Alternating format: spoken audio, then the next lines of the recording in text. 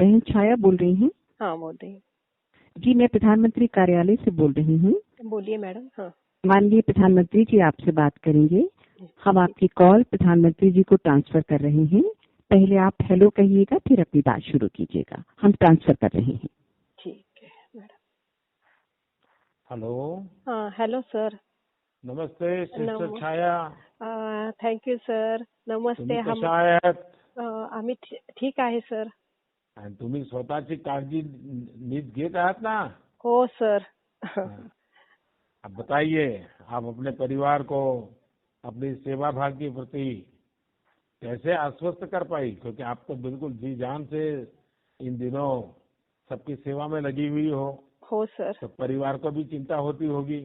होती है ना, लेकिन जो चिंता है, लेकिन चिंता तो करनी होती है, लेकिन काम तो करना पड़ता है सर. सेवा देने की है. हाँ, इसीलिए वो हो जाता है थोड़ा सा, ऐसा कुछ नहीं है. जब पेशेंट आते हैं तो बड़े डरे हुए आते होंगे। हाँ, बहुत डरे होते हैं. एडमिट किया तो डरते हैं, लेकिन हम क्या करते हैं सर, उनको जाके बात करते हैं उनसे कि डरने का नहीं, कुछ नहीं होने वाला. आपका रिपोर्ट अच्छा आएगा और पॉजिटिव आया तो भी कुछ डरने की बात नहीं है. ये हॉस्पिटल में तो अभी 7 पेशेंट अच्छे होकर चले गए हैं. और जो 9 पेशेंट है वो तो बहुत अच्छे हैं. वही बताते हमको कि पॉजिटिव आया तो भी कुछ नहीं है. डरने की बात नहीं है. डरने का तो नहीं है. हम उनके जाके उनको दवाई देती है, तो बातचीत करते हैं, तो उनको थोड़ा सा अच्छा लगता है. लेकिन डर तो मन में रहता है उनका, लेकिन हम वो डर निकालते हैं. बात अच्छी तरह बात करते हैं जाने के बाद, उनके हॉस्पिटल में एडमिट करने के बाद. पेशेंट के परिवार जरा नाराजगी व्यक्त करते होंगे, क्योंकि बड़ा सबको चिंता रहती है नहीं, पेशेंट के परिवार को तो अंदर नहीं आने देते ना सर. हाँ, सिर्फ पेशेंट क्वारंटाइन है ना, तो उनसे तो बात नहीं होती. हाँ, पेशेंट के परिवार को मत आने दो. नहीं, किसी को अंदर तो नहीं आने देते ना. हमारा स्टाफ और जो पेशेंट है उनको ही अंदर आते थे. सब हॉस्पिटल क्वारंटाइन है ना. हाँ. आप इतने दिनों से लगी हुई हो और पूरी अस्पताल कोरोना वायरस के लिए आप लोगों ने समर्पित कर दिया है. तो देश भर की और जो हमारी बहनें काम कर रही है या नर्सिंग सेक्टर में जो भाई लोग काम करते हैं, तो सिस्टर छाया से जरूर वो सुनना चाहेंगे कि उनके लिए आपका क्या संदेश है.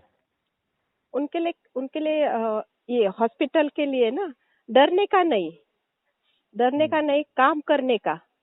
और ये कोरोना जैसी बीमारी उनको भगाने का है और देश को जिताने का है.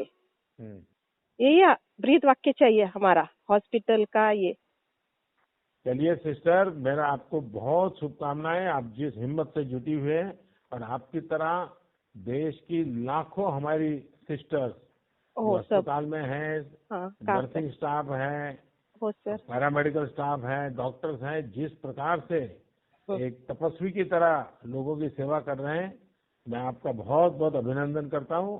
और मुझे अच्छा लगा आपके अनुभव सुन करके. धन्यवाद जी. सर, एक आपको ये हमारे हॉस्पिटल और मैं हमारा पूरा हॉस्पिटल का स्टाफ आपके लिए आदरणीय आपको ये करता है, सैल्यूट मारता है कि तुमने ये किया. हमारे इतने छोटे से देश के छोटे से हॉस्पिटल में हमारी ये किया, पूछताछ की. इसके लिए हमारा पूरा स्टाफ आपका तहे दिल से आभारी हो और आभारी रहूंगा.